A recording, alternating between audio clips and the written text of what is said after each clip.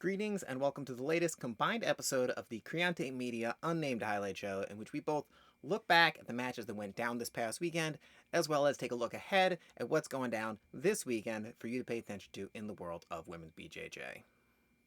First, we head out to Paris for ADCC 9, which we do not have footage of because the budget around here is still moderately tight. Two grapplers who are no strangers to deep runs at majors faced off in a no-gi match on the main card, with Salo Samola besting Orly Laverne to take the decision after 5 rounds. It was a gi match earlier in the night that stole the show, however, as Stephanie Fowler defeated Tamara Toros by decision in a match that won match of the night for the entire event. In the opening women's bout of the night, it was teenage standout Mia Montesinos who got the win, snatching up an armbar to claim the victory. Moving on to Ocean Pro Jiu-Jitsu trials, where athletes are competing to earn a spot at the promotion's championship event in both the minus 65 kilogram division and the open weight division. It was Roxana Wodzinska who captured the first title, as she won her semifinal bout on points before capturing a knee bar in the finals to claim the gold medal and a spot at the finals. In the open weight division, it was Julia Mikolacek who got the job done, picking up a pair of submissions in her bouts to take the open weight title and book her place at the Ocean Pro Jiu-Jitsu finals. She led things off with a quick armbar in the semifinals, needing less than a minute to book her spot in the championship match, where a longer bout resulted in a heel hook just past the 4-minute mark.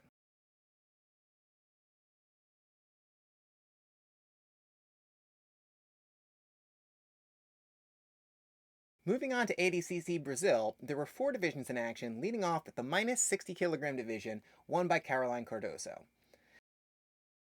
Facing off with Gabriela Alamino gave her a run for her money, but Cardoso escaped early danger, worked to pass, took the mount, and ultimately set up the match-winning submission, capturing Alamino's arm and taking it home for the victory. In the plus 70 kilogram division, it was all about getting the fight to the mat and taking arms from Maria Clara Abreu. She looked to pull guard and begin working her dangerous guard offense almost immediately in both matches, and was successful both times in isolating an arm, getting her legs up, and forcing a submission, requiring barely 2 minutes of total mat time to capture the division title. Speaking of quick victories, Amanda Henning needed barely a minute to wrap up the entire minus 70 kilogram division, first locking on a quick 40-second armbar in her opening match, before countering a takedown with a guillotine attempt for a 25-second finish in the final, putting in a total of just 65 seconds of work in capturing the division crown. The openweight final saw a close match between Theodora Mendez de Silva and Paula Moro, but ultimately, it was de Silva's work from on top that earned the points to get the victory and the gold medal. Moving up north, we head to ADCC Montreal with 4 divisions once again in action, this time leading off with the under 65 kilogram Masters division, which featured a best of 3 series between Jody Pincharski and Valerie Jean. While Jean was aggressive and worked from on top through large portions of the matches, it was reversals from Pincharski that saw her get into positions to attack with submissions and pick up a pair of victories and the gold medal. Moving on to the lighter weights, we had to minus 55 kilograms where Cara Coles took out a pair of opponents with rear naked chokes to claim the title and the gold medal. After securing the rear naked choke in her semifinal match against Annie Lee, she again found herself in position to attack the neck against Sarah Kong in the finals, albeit without the hooks this time. It proved to be a case of no hooks, no problem, as Coles got the victory by technical submission to capture the division. At minus 60 kilograms, Nicole Moonkesa found herself facing off with some challenging opposition that found her unable to get the submission, but able to earn a gold medal on the back of her strong performance on the points. In her opening bout, she avoided danger early, going on to rack up a dominating 13-0 lead on the scoreboard and book herself a place in the final.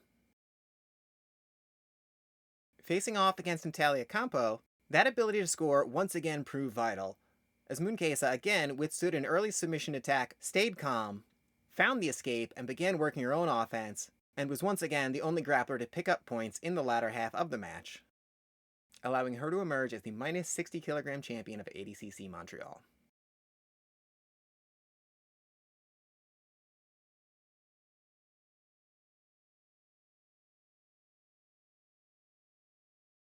Finally, we move on to plus 70 in absolute, where Anchel Barrios Irizarry was a one-woman wrecking crew, picking up 5 submissions on her way to a double gold performance. A common trait among her matches was pulling early, beginning to attack the upper body, and using that to transition onto the legs for what would ultimately prove to be a match-winning submission, like she did in her opening bout of the plus 70 division against Megan Dos Reis. In the finals, it was time for her to finish the upper body attack instead, catching Emily McGivern in an armbar and forcing the tap just short of the 90-second mark to wrap up her first gold of the day. The domination continued as she moved into the absolute division, requiring just 76 seconds to get her first submission of the bracket with a rear naked choke. While her victory in the semifinals happened off-screen and was not able to be captured for highlight purposes, she made up for it with her finish in the final, where she was back to her prior process, first attacking with a triangle choke from guard, then using the escape from the choke to enter into a leg attack, forcing the submission just past the 4-minute mark, wrapping up a 2-gold day, all around a stellar performance that will have surely caught the eyes of fans watching at home. The IBJJF was in Orange County this weekend, with 10 black belt divisions in action, 5 in the adult division, 5 in the masters divisions, headlined by a 9-woman absolute field won by Melissa Stricker. Perhaps the most interesting events of the weekend came in the roosterweight division, however, where top-ranked grapplers Jennifer Aquino and Mariana Rolst were double disqualified in the gold medal match, resulting in a joint silver medal finish and the need for the bronze medal finalists to face off, with Jasmine Hamoy getting the victory and claiming the gold medal in what will likely be the most surprising medal of her collection. Looking ahead, there is no rest for the weary this weekend, as it is once again a busy weekend of action in the BJJ world. 3 different events will be kicking off at 5 p.m. Eastern on Saturday, starting with BJJ Stars 15, where the #1 gi grappler in the world, Gabby Pesanya, is back in action, taking on Tyann Porfirio. Also on Flow, Long Island Jiu-Jitsu Network will be hosting a 125-pound bracket as 6 women battle to become tournament champion. There's no shortage of familiar names in the field, as Thais Teixeira, Angie Kilhefner, Amanda Maza, Lauren Bracchia, Chelsea Mappa, and Kelly Chan all vie to become the LIJJN tournament champion. Over on Enigma, Tap Tournament brings a pair of women's matches to the weekend, with Yasamine Perez versus Willow Crawford, and Sharon Magira versus Rebecca Faris. Finally on Sunday, Kairos Pro 2 is back with one of the most unique formats for a tournament. 10 women will be participating in 2 groups of 5 in a round-robin format, with only the top grapplers from each group moving on to the playoff rounds. Additionally, in a very unique twist, it is both a gi and no-gi event, with a coin toss prior to the match determining the type of match which will occur between 2 grapplers, meaning everyone in the field has to be prepared for everything. It's streaming on YouTube and looks set to be a really fun time, so get up early. Closing things out, IBJJF is back in action again in both Boston and Oklahoma City, with gi events on Saturday and no-gi going down on Sunday. And with that, we bring our second review/preview show to a close.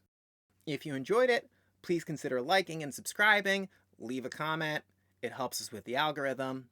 Head over to the Instagram, I'll be posting about these events all weekend long. If you can afford it, consider giving some support. It's going to help Creonte grow and keep producing this kind of coverage moving forward.